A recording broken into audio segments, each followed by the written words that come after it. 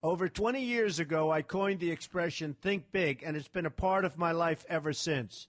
It's also come true. I became an even bigger success after I said it than I was before. And that's one reason I think it's an important way to think. It obviously works, and that's what I'm going to talk about today. What I said exactly in my first book, The Art of the Deal, is as follows. I like thinking big. I always have. To me, it's very simple. If you're going to be thinking anyway, you might as well think big. That book was a bestseller, and it's considered a business classic at this point. But I never thought those words would become bestsellers in their own right. It's an interesting point that I'm famous for two very short statements. Think big and you're fired. But let's stick to the first one for today. And I'd suggest strongly that you pay attention so that you won't have to hear the second one. Thinking big starts with the details and grows from there. Because I'm a builder, I'm very aware of the importance of having a good foundation. You can't take chances in construction. You can't be haphazard and say, well, maybe this will work, maybe it won't, so let's try it and find out. Because a lot of people will be at risk. I have to know if something will work or not.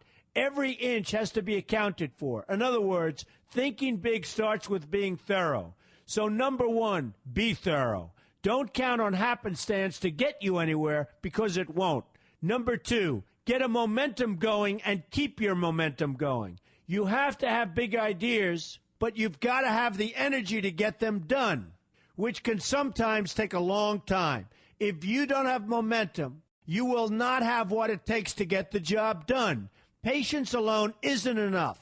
I have a lawyer friend who used to refer to me as the reverse tornado who builds everything in his path. I always like that because it implies a lot of energy and a lot of momentum. And that's exactly what it takes to get anything done. So keep your momentum going. Number three, stay focused. You have to stay focused. The minute you lose focus, you will also be losing your momentum. They go together, and you will accomplish a lot more, even amazing things, if you make sure you keep these two things working together for you. I've seen very talented people literally go down the drain because they couldn't seem to keep their focus long enough to get anything done. In this day of multitasking, that can be a real challenge, but it's absolutely necessary. Ask yourself this question: what should I be thinking about right now? That simple question can restore your focus in no time at all. And your answer right now should be listening to Donald Trump. Number four, look at the solution, not the problem. This is very important if you ever want to learn to think big. And here's why. No matter what you do, you're bound to run into problems. It's just part of life, a part of business, a part of anything worth doing. If you let the problems get in your way, they'll become bigger than your idea was to begin with, and you will be a wipeout. No matter how bad things look, keep your focus on the solution, and you will be surprised how things can work out, and work out properly. One way I do this is to ask myself when confronting a possible problem, is this a blip or is this a catastrophe? A catastrophe is something like an earthquake, a tsunami, a war, and so forth, and a blip is everything else. Right away, you'll have the right perspective, and your equilibrium will be restored. So keep your focus on the solution. Number five, see opportunity for what it is, an opportunity. For example, why are you listening to me today? Curiosity? You like me? You don't like me? You want to learn? You have nothing else to do? You want to hear me tell you you're fired? I hope not. But whatever your reasons might be, they've brought you to a good place to get involved and to learn. And that's an opportunity right there. People think that because I'm rich and famous that I know everything. I know a lot, but one thing I know is that I don't know everything. So I ask myself this question every day. What can I learn today that I didn't know before? And you know what? I learn something new every single day. That's a big reason for my success, and the same thing can apply to you.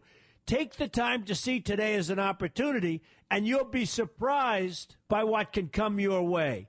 Be open to new ideas, and you will be creating your own opportunities before too long. Number six, know everything you can about what you're doing. That's a good way to cover your bases. Another good way is to read the book Robert Kiyosaki and I have written together, Why We Want You to Be Rich. It's about covering your bases and knowing what's going on. I remember when some guys came in to meet with me about a great idea they had for an atrium for a building on Wall Street. It was a beautiful idea except for one thing. None of them had thought about how the building would be supported around this fabulous atrium. They didn't take into account the steel columns that were necessary to support a 72-story building, a very big and embarrassing oversight that could have been avoided if they'd taken the time to think about what they were doing. Don't let that happen to you. Know what you're doing first. Number 7, be lucky. Remember the old saying, the harder I work, the luckier I get. Well, it happens to be true. It works for me, and I've encountered some pretty big successes. But this goes along with something that's absolutely necessary for great success. Be passionate. You have to love what you're doing if you want to be successful at it. My father told me that it's absolutely true. I might work 7 days a week, but it doesn't seem like work to me because I love what I'm doing. If you don't like what you're doing, find something else to do, or do it part-time until you can find something full-time. You will never be successful, happy, or healthy unless you're doing what you love to do. That's just the way it is. So give it some thought. In fact, give it a lot of thought. For example, if you're feeling frustrated, there are 2 ways to look at the situation. Frustration can mean that maybe you're expecting too much, or it can be an indication that you know you should be or could be doing more. Use frustration as a motivator. Use it to get where you want to go instead of staying where you don't want to be. But above all, be passionate. That's the fast track to success, no matter what your interests are. Number 8, see yourself as victorious. That can zap negativity immediately and put a positive spin on problems. I've gotten to the point where I see problems as challenges that I'll enjoy meeting and dealing with. My point here is that no matter what you do, you will encounter problems. Why not see them as challenges instead and know that you are more capable of dealing with them? That's positive thinking with a realistic slant. When I go into negotiations, I keep an open mind to what may happen. But I can tell you that there's already a done deal attitude on my part. I've already thought the process through to the extent that I know everything will be better off if they agree with what I've come up with because I've taken both sides into account. I enter the situation with a victorious attitude, and I've had enough victories to know that this attitude works. Use it. Number 9, be smart. Know that you have something unique to offer because you do use the tools that are provided for you and remain open to new ideas. That's being smart. That's also where innovation comes from. Being smart means you know how to use what you've got. That doesn't mean there's nothing left to learn, but it means that you will have the ability to learn and move forward with success. And success is very important. Success is what you want. Just be successful. Believe me, you'll be happier. I know people who have had very few real advantages in life, and yet they've managed to become giant successes. They figured out how to use what they had, not to dwell on what they didn't have. I'm convinced that everyone has something useful to offer, and if you apply yourself diligently, you'll find that you have what it takes to succeed, and you're going to be a lot happier for it.